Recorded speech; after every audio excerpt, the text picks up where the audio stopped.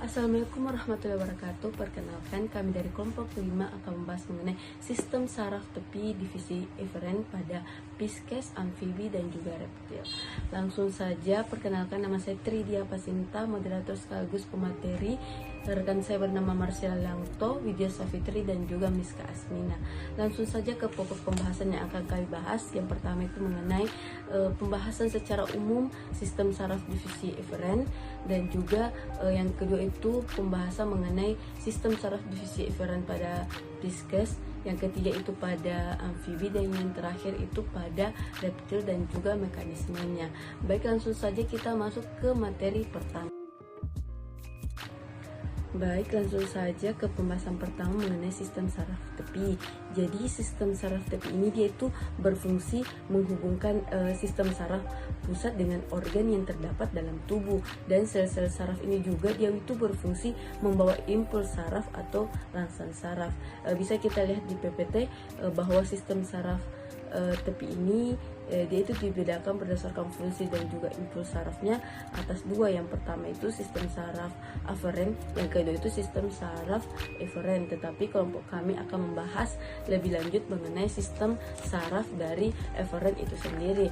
Jadi sistem saraf eferen itu tersusun atas neuron yang membawa impuls dari sistem saraf pusat menuju efektor. Jadi sistem saraf tepi ini dibentuk oleh dua tipe sel saraf. Yang pertama itu sel saraf somatik dan juga sel saraf otonom. Jadi baik sel saraf somatik dan juga otonom dia itu dibentuk oleh sistem saraf sensorik dan motorik. Baik, pembahasan selanjutnya akan dijelaskan oleh teman saya. Baik, bismillah. Perkenalkan terlebih dahulu, nama saya Miska Asmina. Di sini saya akan menjelaskan sel saraf motorik atau eferen pada Pisces.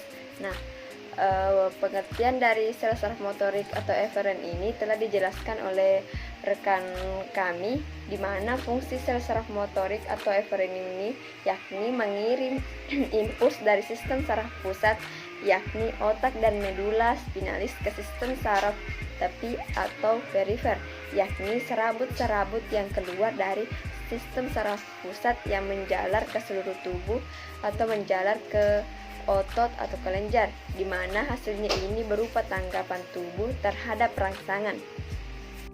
Nah, baik, pada gambar di samping dapat kita lihat bahwa gambar ini merupakan gambar tahapan penerima rangsangan dari Pisces, di mana mekanismenya pertama-tama yakni menanggapi rangsangan lingkungan dari luar melalui organ-organ indranya, di mana rangsangan tersebut akan diteruskan dalam bentuk impuls ke otak atau sumsum tulang belakang, atau sering juga disebut dengan sel saraf aferen, di mana sel saraf aferen ini sudah dijelaskan lebih detailnya oleh kelompok sebelumnya. Nah, di sini saya akan melanjutkan dari proses sel saraf aferen, yakni sel saraf eferen. Nah, setelah itu baru ke otot atau ke kelenjar yang disebut dengan sel saraf eferen, di mana respon yang diberikan oleh otak dimanifestasikan dalam bentuk tingkah laku. Ikan ini memiliki variasi habitat dan perbedaan anatomi yang lebih besar dari kelompok vertebrata lainnya. Hal inilah yang menyebabkan sering menimbulkan informasi simpang siur mengenai ikan yang meliputi informasi tentang sistem saraf dan endokrinnya. Baik, sekian materi dari saya serahkan ke pemateri selanjutnya. Nah, di sini saya akan membahas mengenai sistem saraf tepi pada amfibi. Jadi sistem saraf tepi eferen pada amfibi itu terbagi atas dua, yaitu sistem saraf sadar dan sistem saraf tidak sadar atau otonom. Keduanya itu dibedakan atas kinerja aktivitasnya itu diatur oleh otak atau tidak. Jadi ketika sistem saraf sadar itu aktivitasnya diatur oleh otak, sedangkan sistem saraf otonom itu tidak. Nah, yang pertama itu sistem saraf sadar atau yang dikenal juga dengan sistem sensori somatik, terdiri atas dua, yaitu saraf otak dan saraf sumsum tulang belakang. Saraf otak itu dikenal juga dengan saraf kranial, yakni saraf-saraf yang keluar dari otak, sedangkan saraf sumsum tulang belakang dikenal dengan saraf spinal, yakni saraf-saraf yang keluar dari sumsum tulang belakang. Nah, selanjutnya kita akan membahas mengenai saraf kranial dan spinal dari amfibi. Jadi untuk saraf otak atau kranial dari amfibi itu terdiri atas 10 pasang. Yang pertama 3 pasang saraf sensori yaitu saraf nomor 1, 2, dan 8. 5 pasang saraf motorik yaitu saraf nomor 3, 4, 6, 11, dan 12. Dan 4 pasang saraf gabungan sensorik dan motorik yaitu saraf nomor 5, 7, 9, dan 10. Sedangkan untuk saraf spinal atau saraf sumsum tulang belakang itu terdiri atas 8 pasang saraf leher, 12 pasang saraf punggung, 5 pasang saraf pinggang, 5 pasang saraf pinggul, dan 1 pasang saraf ekor. Saraf otak dikhususkan untuk daerah kepala dan leher, kecuali nervus vagus yang melewati leher ke bawah sampai ke daerah toraks atau dada dan rongga perut. Oleh karena daerah jangkauannya yang sangat luas, maka nervus vagus ini disebut dengan saraf pengembara atau saraf yang paling penting. Nervus vagus ini juga membentuk bagian daerah yang otonom. Satu nervis spinalis atau urat saraf sumsum tulang belakang terdiri dari sepasang saraf yang terdapat pada tiap segmen tubuh. Nervis spinalis ini berpusat pada medula spinalis. Nervis spinalis ini menuju ke alat-alat somatik seperti kulit, otot-otot rangka yang bersifat syarat lintang. Dengan demikian, nervis spinalis ini sifatnya somatomotoris yang membawa rangsangan dari pusat untuk ke otot syarat lintang. Selanjutnya itu saraf tidak sadar atau sistem sensori otonom. Sistem saraf otonom disusun oleh serabut saraf yang berasal dari otak maupun sumsum tulang belakang dan menuju organ yang bersangkutan. Dalam sistem ini terdapat beberapa jalur dan masing-masing jalur tersebut membentuk suatu sinapsis yang kompleks dan juga membentuk suatu ganglion. Urat saraf yang terdapat pada pangkal ganglion itu disebut dengan urat saraf praganglion dan yang berada pada ujung ganglion disebut dengan urat saraf postganglion. Untuk praganglion dan postganglion bisa kita lihat jelas pada gambar.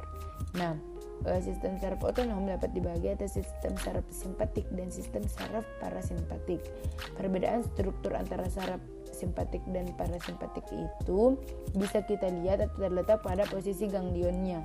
Nah, saraf simpatik mempunyai ganglion yang terletak di sepanjang tulang belakang menempel pada sumsum tulang belakang sehingga mempunyai urat praganglion yang pendek, sedangkan untuk saraf parasimpatik mempunyai urat praganglion yang panjang karena ganglion menempel pada organ yang akan dibantu.